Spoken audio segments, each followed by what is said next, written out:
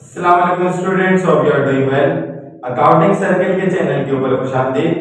Student, आज का जो हमारा लेक्चर है वो एक बहुत इंपॉर्टेंट टॉपिक के ऊपर है जिसका नाम है कॉस्ट ऑफ कैपिटल, जो कि आपके पास financial management, finance, business finance वगैरह के कोर्सेज के अंदर पढ़ाया जाता है। आज के लेक्चर के अंदर हम ये कॉन्सेप्ट बेसिक सीखेंगे कि कॉस्ट ऑफ कैपिटल बेसिकली कहा किसको जाता है, और आइंदा आने वाले लेक्चर्स में इसके अंदर जो जो चीजें पढ़ाई जाती हैं उसको हम कैलकुलेट कैसे करते हैं वो हम सीखेंगे। वीडियो पूरी देखने से पहले मेरे चैनल को सब्सक्राइब करें और वीडियो को ज्यादा से ज्यादा शेयर करें। जैसा कि आपने अकाउंट्स में ये बात पढ़ी है कि आपके बिजनेस के कितने टाइप्स होते हैं। सर, बिजनेस के हमारी 3 टाइप्स होती हैं। सर, एक होता है सोल प्रोप्राइटर, एक होता है पार्टनरशिप और तीसरा होता है कंपनी। सोल प्रोप्राइटरशिप के अंदर हम क्या करते हैं कि जो ओनर होता है वो अपना कैपिटल लेकर आता है, यानी कि सरमाया। और पार्टनरशिप की बात करें कि 2 या ज्यादा से ज्यादा 20 लोग आपस में मिलकर बिजनेस करते हैं और वो पैसा लेकर आते हैं, तो वो पार्टनर्स कैपिटल होता है। ठीक है जी। तो उसकी एंट्री आप क्या बनाते हैं, कैश डेबिट, कैपिटल क्रेडिट, या उस इन्वेस्टमेंट में, उस इक्विटी में या उस कैपिटल में कोई भी चीज लेकर आते हैं तो उसको डेबिट करते हैं और इनके कैपिटल को क्रेडिट।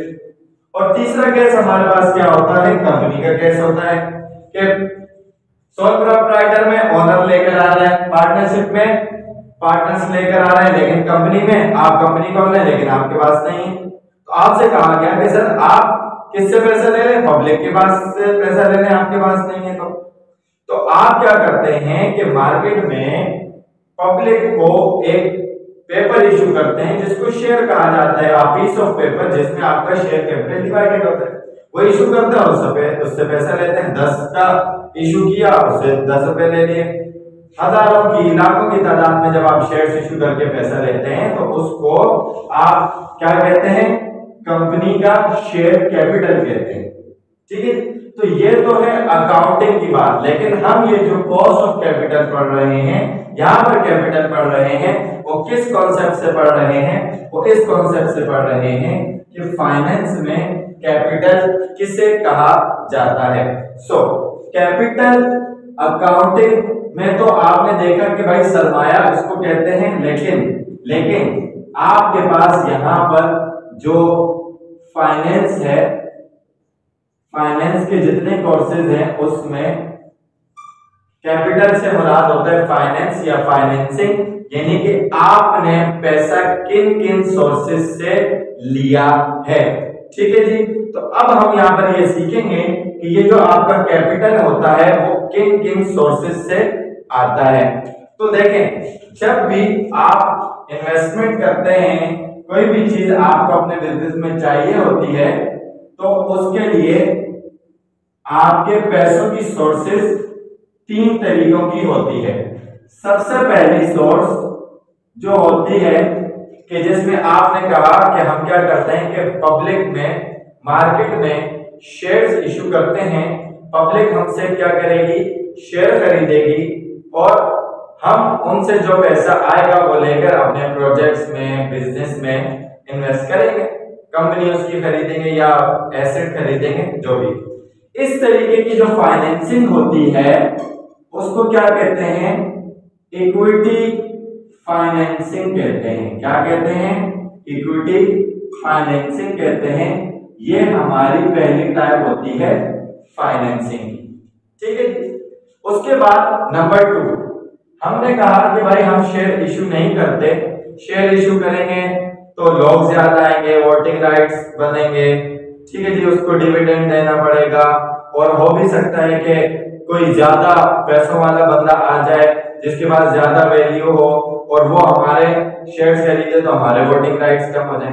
तो दूसरा तरीका आपने कहा कि सर कोई टेंशन वाली बात नहीं है, आप डेट ले लें, आप उधार ले लें। ठीक है जी। तो इसको क्या कहते हैं, डेट फाइनेंसिंग। बोरोइंग्स भी आप इसको कहते हैं, आप किसी से उधार पैसा ले लें।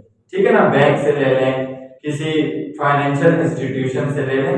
ये आपका दूसरा मेथड है या दूसरी सोर्स है फाइनेंसिंग की अपने बिजनेस के अंदर।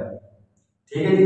अच्छा, अब ये होगा कि ये आपके एनुअल जनरल मीटिंग में नहीं आएगा, बिजनेस का हिस्सा नहीं होगा, बस इसको क्या करना पड़ेगा, इससे पैसा लेंगे और इसके ऊपर इंटरेस्ट देंगे। उसके बाद क्या कोई और तरीका है हमारे पास? जी हाँ, एक और तरीका है।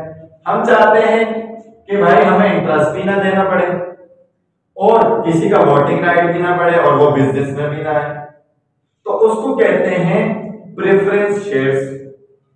ठीक है ना।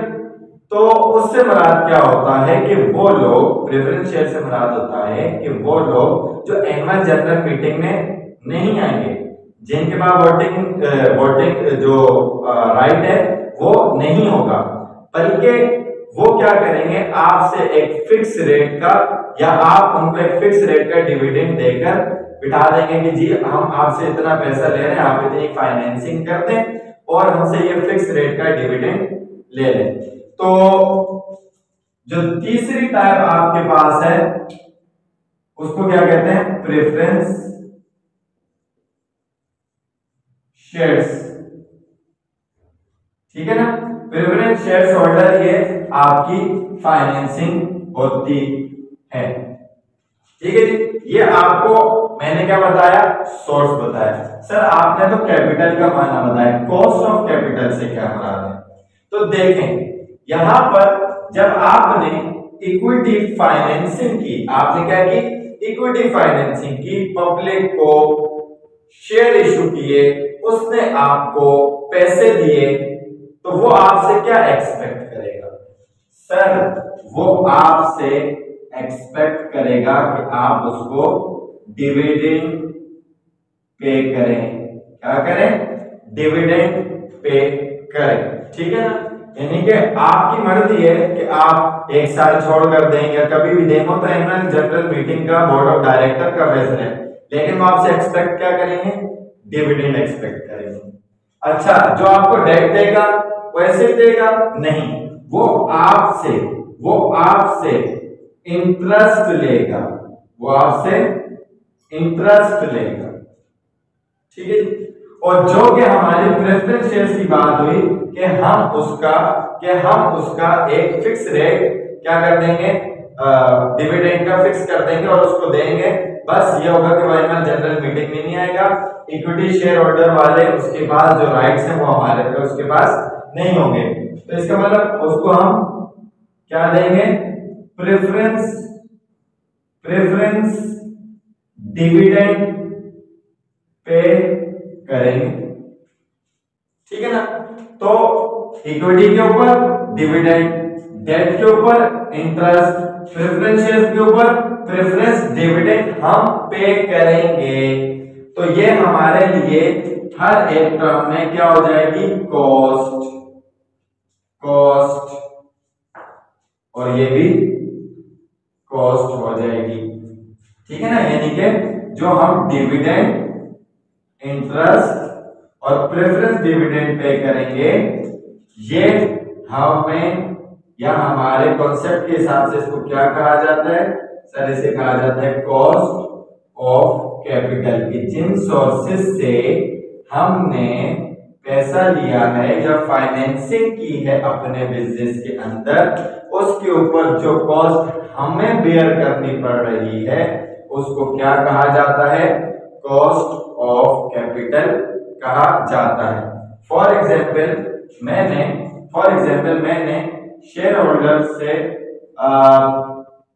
4 लाख रुपए लिए, ठीक है, और डेट से मैंने 3 लाख रुपए लिए, सही है जी। और प्रेफरेंस शेयर होल्डर से भी मैंने 3 लाख रुपए लिए, ठीक है ना। तो मैंने कहा इक्विटी फाइनेंसिंग वालों को कि मैं आपको डिविडेंड 16% पे करूंगा, और कहा कि मैं इंटरेस्ट जिनसे डेट लिया 18% पे करूंगा, और जिनसे प्रेफरेंस शेयर या जिनको प्रेफरेंस शेयर इशू किया उनको प्रेफरेंस डिविडेंड 9% दूंगा।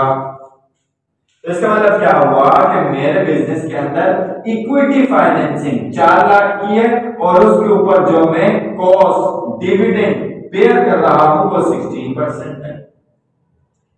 मैंने जो अपने बिजनेस के अंदर डेट फाइनेंसिंग की है वो 3 लाख की है, जबकि उसके ऊपर जो मैं कॉस्ट बेयर कर रहा हूं वो 18% की है।